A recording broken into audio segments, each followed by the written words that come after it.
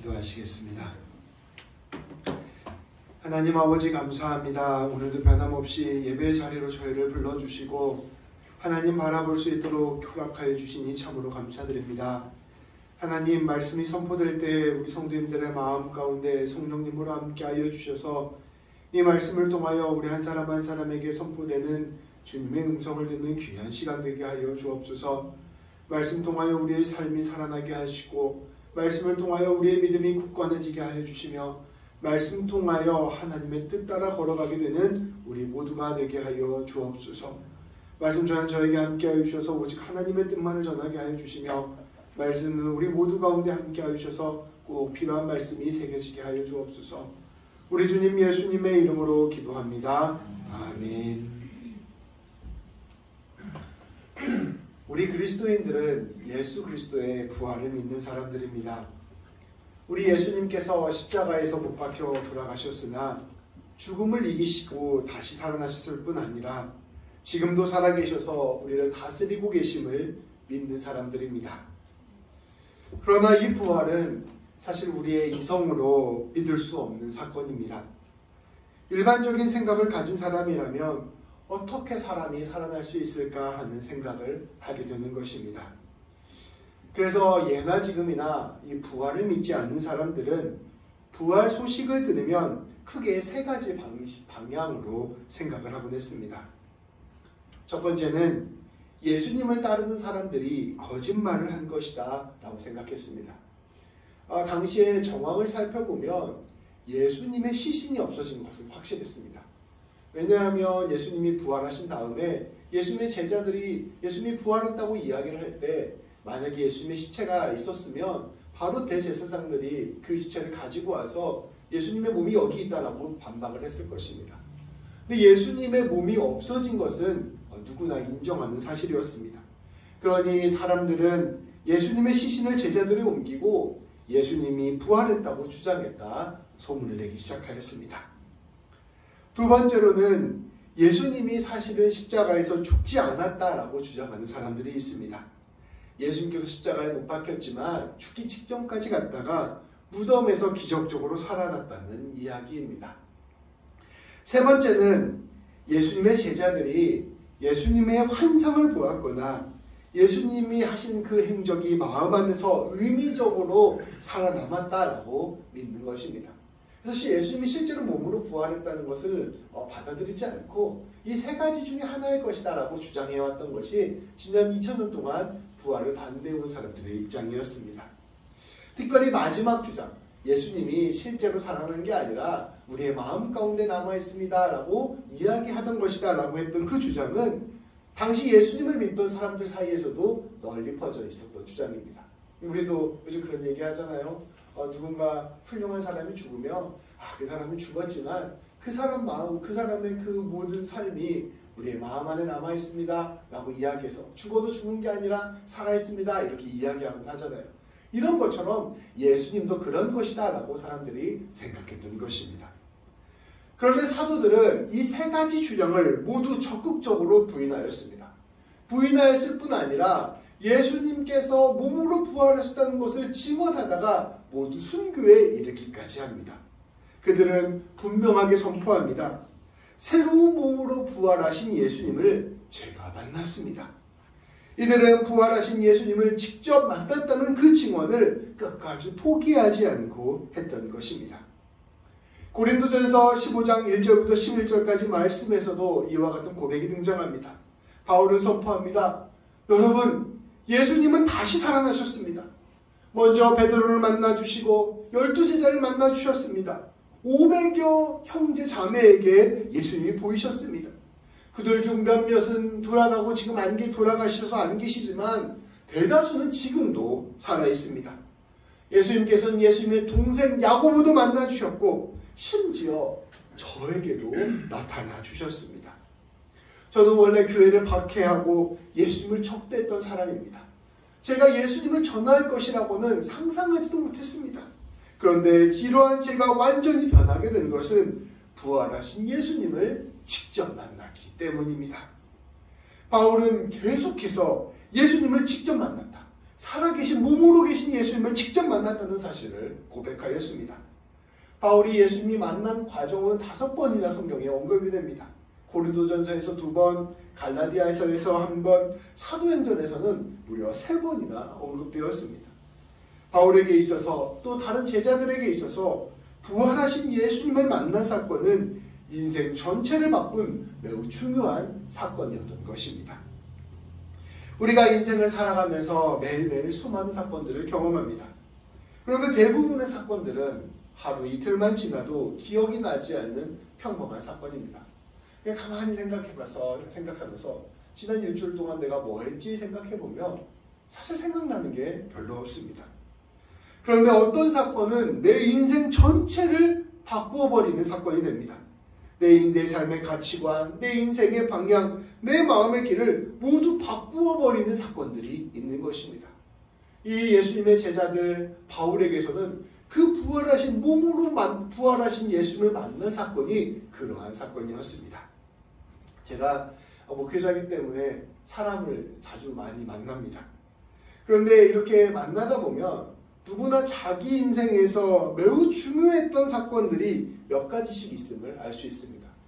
계속 만나다 보면 결국 계속해서 등장하는 사건들이 있어요. 그 사건을 느낀 그 마음을 사람들은 다 품고 그 사건을 증언하면서 살아가는 것입니다. 결국 그러한 사건들이 사람을 만들어갑니다. 근데 이 제자들이 부활하신 예수님을 만난 사건이 그 인생 전체를 바꾸는 사건이었던 것입니다. 그래서 그것을 청원하는 데 온 인생을 내어드리게 된 것이죠.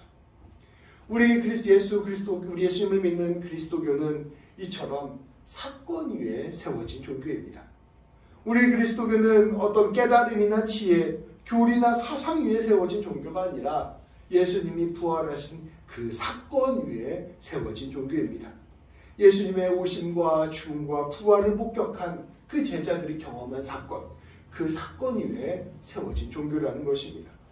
제자들이 부활하신 예수님을 만난 사건은 그들 인생을 뒤바꿨을 뿐 아니라 온 인류의 역사를 뒤바꾸는 일이 되었습니다. 만일 실제로 부활이 없었다고 생각을 해봅시다. 여러분들이 예수님의 제자인데요. 예수님이 실제로 부활하지 않았어요. 그런 상황 가운데 놓여져 있다고 한번 상상을 해봅시다. 예수님이 제자들이 함께 모여 종교를 세우고자 했다면 그들은 사람들이 믿기 힘들어하는 부활을 이야기하지 않았을 것입니다. 대부분의 종교처럼 예수님의 시체를 가져다가 무덤을 잘 만들었을 거예요. 그리고 그 무덤을 성지로 만들고 예수님의 가르침을 설명하는 방식으로 종교를 만들었을 것입니다. 그러나 그것이 훨씬 더 설득력 있는 방식이요, 쉬운 방식이요, 사람들의 반박도 적은 방식이기 때문입니다. 그러나 제자들은 그럴 수 없었습니다. 왜냐하면 부활하신 예수님을 만난 사건이 그들이 직접 경험한 사건이었기 때문입니다. 그렇기에 그들은 수많은 반대들을 맞닥뜨리면서도 부활을 선포할 수밖에 없었습니다. 그리고 그 부활을 선포하는 데 있어서 죽음까지 나아갈 수 있었던 것입니다. 주님의 부활은 역설적으로 예수님을 그렇게 적대시하던 바울까지도 뒤바꾸는 일이었습니다. 사도들은 부활하신 예수님을 만난 사건을 끝까지 포기하지 않고 선포하였습니다. 그래서 이 부활을 아는 것, 믿는 것, 이것이 바로 우리 신앙의 중심이요 핵심이라 볼 수 있습니다. 그런데 오늘 말씀에 보면 이 고린도 교회에서 부활을 믿지 않는 사람이 생겨났습니다.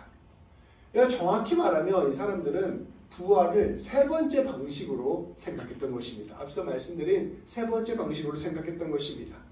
이들은 예수님이 몸으로 부활했다는 것을 믿지 않고 그저 영혼이 부활하여 나타난 것이다 라고 믿었던 것입니다. 그들은 예수님의 부활이 일종의 환상과 같은 것이라 생각했습니다.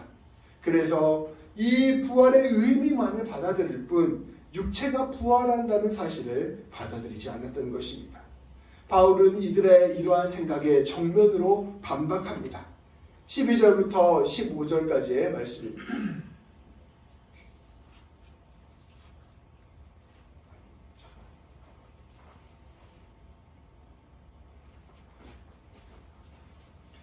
우리 한 절씩 교독해서 읽겠습니다.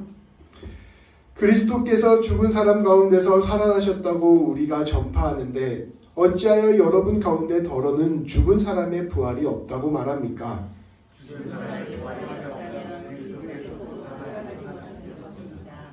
그리스도께서 살아나지 않으셨다면 우리의 선포도 헛되고 여러분의 믿음도 헛될 것입니다.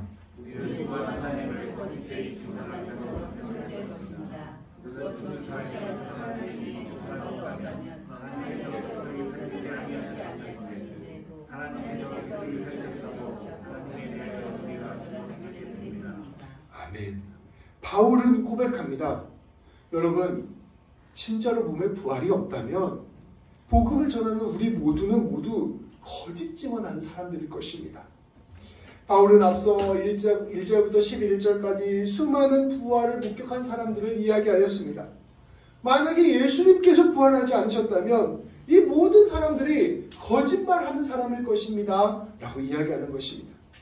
바울은 고백합니다. 여러분, 예수님의 부활은 어떤 환상도 깨달음도 교리도 아닙니다. 제가 실제로 경험한 사건입니다 라고 선포하는 것입니다. 바울은 이것을 고린도 교회가 알기를 간절히 바랬던 것입니다. 부활이 이처럼 깨달음이나 환상이 아니라 실제 경험한 사건이라는 것이 왜 이렇게 중요한 것일까요? 왜 우리 사도들은 이 성도들이 부활에 대해서 오해하는 것을 다 교정해 주려고 이처럼 노력했을까요? 우리 몸으로 부활하신 예수님을 믿는다는 것은 다름 아닌 우리의 신앙이 현실을 뚫고 가는 신앙이라는 것을 우리에게 명확하게 보여주기 때문입니다. 예수님께서 그저 환상으로 나타나는 것이 아니라 몸으로 부활하셔서 제자들에게 나타나신 것은 이 세상 가운데 내가 지금도 살아계심을 분명하게 보여주신 사건이라는 것입니다. 여러분, 정신승리라는 말 들어보셨나요? 정신승리. 이 정신승리라는 말이 있는데요. 이게 국어사전에는 아직 등재되지 않았는데 우리나라 사람들이 많이 쓰는 말입니다. 이 정신승리를 아주 잘 설명해주는 이야기가 하나 있는데 이솝 이야기의 여우 이야기입니다. 여우가 지나가다가 탐스럽게 풍성하게 열린 포도를 하나 보았습니다. 그래서 그게 너무 먹고 싶은 거예요. 그래서 그걸 먹으려고 펄짝펄짝 뛰었는데 결국엔 포도가 입에 닿지 않았습니다. 근데 여우가 이렇게 이야기합니다. 저 포도는 시어서 맛이 없을 거야. 현실에서 해결되지 않는 문제를 자기 방식대로 왜곡해서 합리화하는 것, 이것이 바로 정신승리입니다. 현실은 하나도 바뀌지 않았는데 나 혼자 생각을 바꿔서 승리하는 것처럼 착각하는 것, 이게 바로 정신승리인 것이죠. 만약에 우리가 믿는 부활이 그저 환상이요, 그저 깨달음의 차원이요, 그저 교리의 차원이고 의미의 차원이라면 그것은 바로 정신승리에 불과할 것입니다. 지금 내가 망했는데 이게 나한테 그래도 복이 되는 걸 거야. 지금 내가 실패했는데 그것도 이게 나한테 가장 좋은 길일 거야. 내가 얻지 못하는 것이 있는데 이거 저거 얻었으면 나한테 안 좋았을 거야. 이렇게 여우가 생각했던 것처럼 똑같이 생각하는 것이 바로 실체가 없는 신앙의 현실인 것이죠.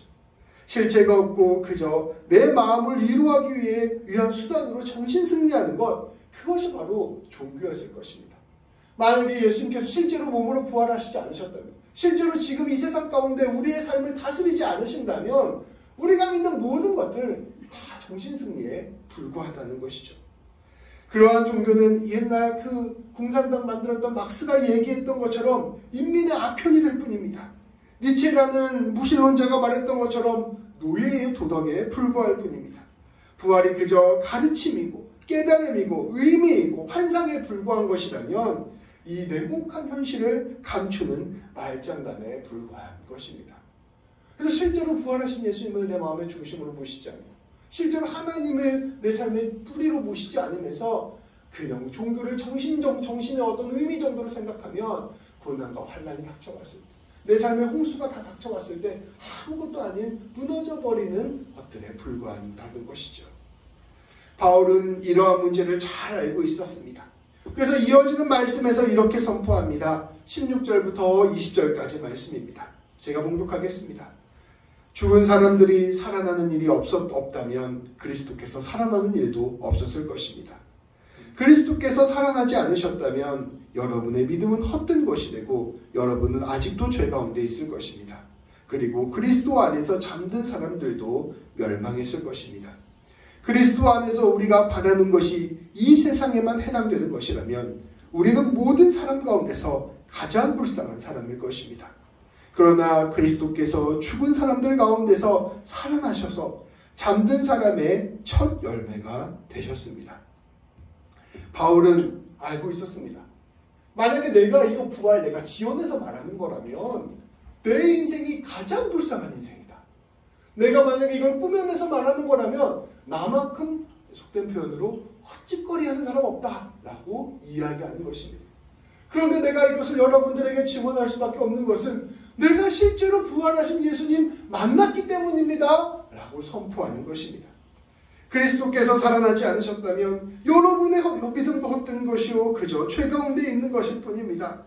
예수님께서 실제로 몸으로 부활하시지 않았다면 이거 다 속임수입니다. 우리의 현실은 하나도 바뀌지 않을 것입니다. 그저 우리는 정신승리하는 거에 불과할 것입니다. 그리스도께서 살아나시지 않으셨다면 죽은 사람들도 그저 무의미하게 소멸되는 것일 뿐일 것입니다. 만일 그리스도께서 부활하신 일이 실제가 아니라면 우리 그리스도인들이 이 세상에서 가장 불쌍한 사람들이 될 것입니다.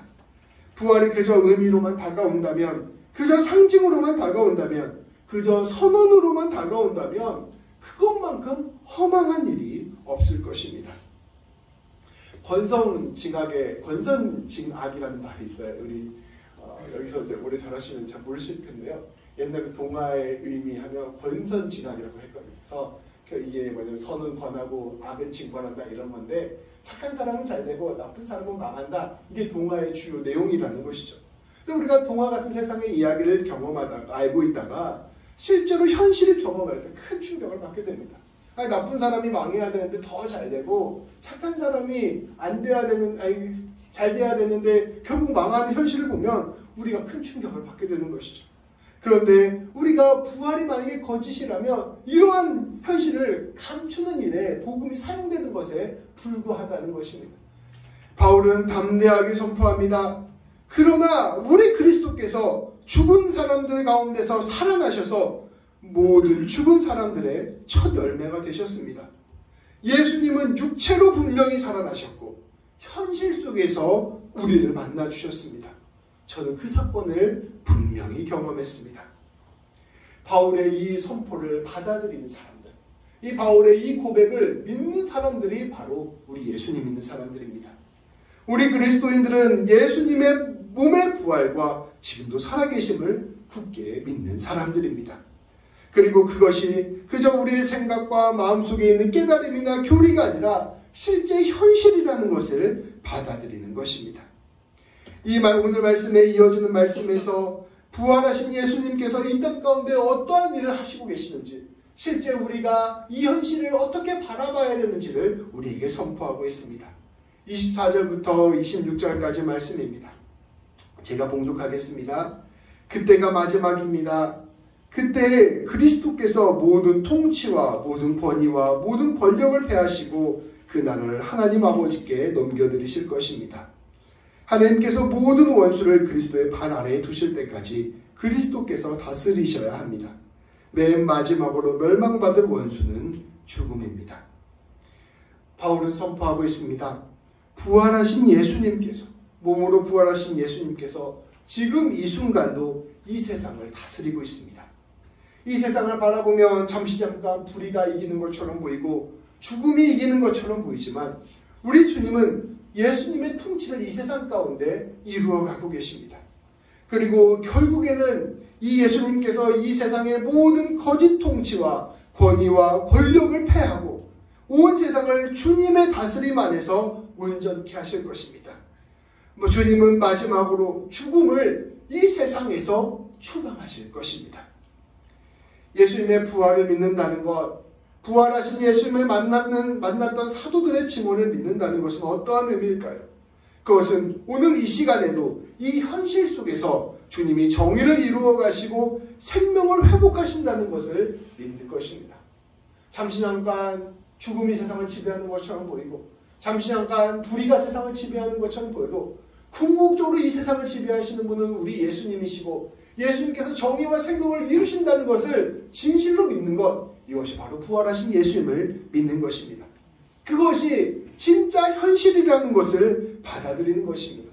그저 그것이 우리의 정신승리나 희망사항이 아니라 지금 이곳에서 이루어지는 현실이라는 것을 믿는 것입니다. 그리고 그 현실 안에서 놀라운 주님의 다스리심과 통치에 참여하는 것입니다. 바울은 이러한 삶을 살았습니다. 부활하신 예수님을 만나고 예수님이 진짜라는 것을 믿고 예수님이 이 세상 다스린다는 것을 믿은 다음에 그 예수님 믿는 삶으로 자신의 온 삶을 내어드린 것입니다. 31절부터 34절까지 이렇게 얘기합니다. 형제자매 여러분, 나는 감히 단언합니다. 나는 날마다 죽습니다. 이것은 우리 주 예수 그리스도께서 여러분에게 하신 그 일로 내가 여러분을 자랑스럽게 여기는 것만큼이나 확실한 것입니다. 내가 에베소에서 맹수와 싸웠다고 하더라도 인간적인 동기에서 한 것이라면 그것이 나에게 무슨 유익이 있겠습니까? 만일 죽은 사람이 살아나지 못한다면 내일이면 죽을 터이니 먹고 마시자 할 것입니다. 속지 마십시오. 나쁜 동무가 좋은 십성을 망칩니다. 똑바로 정신을 차리고 죄를 짓지 마십시오. 여러분을 부끄럽게 하려고 내가 이 말을 합니다만 여러분 가운데서 더러는 하나님을 아는 지식이 없습니다. 바울은 부활하신 예수님을 만나고 이 세상을 다스리고 계신 현실을 분명히 깨달았습니다. 그리고 자기의 일생을 이 예수님의 통치에 참여하기로 결단하였습니다. 그것은 부활하신 예수님을 만났던 이 사건을 증언하는 것입니다. 또 부활하신 예수님이 이 세상을 정의와 생명으로 통치하신다는 사실을 선포하는 것입니다. 예수님을 믿고 그분을 따르는 삶을 사는 것입니다.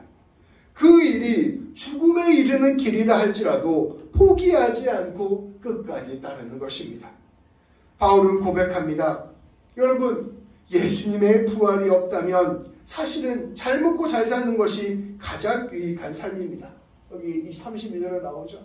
만일 죽은 사람이 살아나지 못한다면 어차피 곧 죽으니까 먹고 마시는 게 제일 낫다 할 것입니다. 욜로죠, 욜로. 우리 한 번 살고 이제 곧 죽으니 오늘 잘 먹고 잘 쉬고 인스타에 예쁜 사진 올리고 이렇게 삽시다 라고 생각하게 된다는 것이죠. 그러나 저는 예수님의 부활을 보았습니다. 여러분, 부활은 현실입니다. 정신을 똑바로 차리고 죄를 짓지 마십시오. 예수님이 다스리고 계심을 바라보면서 예수님의 뜻대로 사십시오. 선포하는 것입니다. 또한 이어지는 말씀에서 우리 또한 이처럼 예수님처럼 부활하게 될 것임을 자세히 설명하였습니다. 예수님이 다시 오실 때 우리도 죽지 않는 예수님처럼 새로운 몸을 입고 부활하게 될 것이라는 것을 선포하였습니다. 부활하신 예수님처럼 우리도 부활하게 되는 것입니다. 이 현실을 바라보라 이야기하는 것입니다. 바울은 장엄하게 선포합니다. 55절부터 58절까지 말씀입니다. 죽음아 너의 승리가 어디 있느냐? 죽음아 너의 독침이 어디에 있느냐? 죽음의 독침은 죄요 죄의 권세는 율법입니다. 그러나 우리 주 예수 그리스도를 통하여 우리에게 승리를 주시는 하나님께 우리는 감사를 드립니다. 그러므로 사랑하는 형제 자매 여러분, 굳게 서서 흔들리지 말고 주님의 일을 더욱 많이 하십시오. 여러분이 아는 대로 여러분의 수고가 주님 안에서 헛되지 않습니다. 바울은 선포합니다. 죽음아 너의 승리가 어디 있느냐? 너의 독침이 어디 있느냐? 죄와 율법의 심판이 우리를 죽음에 이르게 하였지만 하나님께서는 예수님의 십자가 죽음과 부활을 통하여 우리를 죽음에서 부활 생명으로 이끌어 주셨습니다. 우리는 더 이상 죄와 죽음의 지배에 놓여 있지 않습니다. 생명의 삶, 부활 생명의 삶을 소망으로 품고 살아갑니다. 바울은 선포합니다. 사랑하는 나의 형제자매 여러분, 굳게 서서 흔들리지 말고 주님의 일을 더욱 많이 하십시오. 여러분의 수고가 주님 안에서 헛된 것이 아닙니다. 오늘 말씀을 정리하겠습니다. 우리 그리스도인들이 믿는 부활은 그저 신화적인 이야기거나 상징적인 이야기가 아닙니다. 그저 의미나 깨달음으로만 받아들이는 이야기가 아닙니다. 그저 이렇게 우리가 하나님이 원하시는 착하게 삶을 살면 복을 받겠지 이런 차원의 이야기가 아니라는 것입니다. 우리가 믿는 부활은 사도들이 직접 경험했던 사건, 그 부활하신 예수님을 만난 그 사건을 신뢰하는 것입니다. 사도들과 바울이 자기 목숨을 걸면서 내가 진짜 부활하신 예수님 만났습니다 라고 이야기했던 그 이야기들을 믿고 신뢰하는 것, 이게 바로 예수님 믿는 것입니다. 그 부활은 실제요 현실입니다. 그리고 그 부활하신 예수님은 진실로 이 세상을 정의와 생명의 길로 다스리고 계십니다. 그리고 주님께서 다시 오시는 날 우리 또한 부활하게 될 것입니다. 우리 귀한 성도님들, 이 놀라운 부활을 진실로 믿고 받아들이기를 소망합니다. 그리고 나아가 부활하신 예수님이 다스리는 그 통치를 받아들이고 이 땅 가운데서 부활하신 예수님의 손과 발이 되시길 바랍니다. 비록 그것이 잠시 잠깐 망하는 것처럼 보이고 죽음처럼 보이고 좁은 길처럼 보이지만 그 길이 결국 넓은 길이 될 것이요 생명의 길이 될 것이요 하나님의 영광에 참여하는 놀라운 길이 될 것입니다. 어둠 가운데 빛이 되시길 바랍니다. 죽어가는 이들을 살리는 이들이 되시길 바랍니다. 불의 가운데 정의를 선포하는 삶을 살기를 바랍니다. 사랑을 나누는 귀한 삶을 살기를 바랍니다. 때로는 그 길이 고난과 죽음의 길이라 할지라도 끝까지 성령의 권능으로 이루어 가시기를 바랍니다. 부활하신 주님의 통치가 우리를 통하여 우리의 삶 곳곳에 피어나게 될 것입니다. 그리고 우리 모든 성도님들, 주님 다시 오실 때에 함께 부활하여 영원한 기쁨을 함께 누리게 될 것입니다. 우리가 앞서 성경 봉독에서 나누었던 요한계시록 말씀에서 나누었던 하나님께서 새하늘과 새 땅을 우리에게 선물로 주실 것입니다. 그때 우리가 다시 부활한 몸으로 만나 서로 기뻐하며 서로 축하하며 하나님께 감사하게 되기를 주님의 이름으로 축복합니다. 기도하시겠습니다. 하나님, 부활하신 우리 예수님을 우리가 다시금 믿고 바라볼 수 있도록 인도하여 주시니 참으로 감사드립니다. 아버지, 우리의 인간적인 생각과 우리의 과학적인 가치관으로는 예수님의 부활이 감히 믿겨지지 않는 것이 솔직한 모습임을 고백합니다. 그러나 성령 하나님, 우리 가운데 함께하여 주셔서 이 세상에 한 번 일어났던 그 놀라운 일, 지금도 우리의 역사를 주관하고 우리의 역사를 이끌어가는 그 놀라운 부활을 우리가 진실로 믿음으로 받아들일 수 있도록 인도하여 주옵소서. 진실로 부활 가운데 걸어감으로 하나님의 놀라운 뜻을 이루어가는 우리가 되게 하여 주시고, 부활 안에서 놀라운 주의 사랑 나타내는 우리 모두가 될 수 있도록 인도하여 주옵소서. 우리 주님 예수님의 이름으로 기도합니다. 아멘.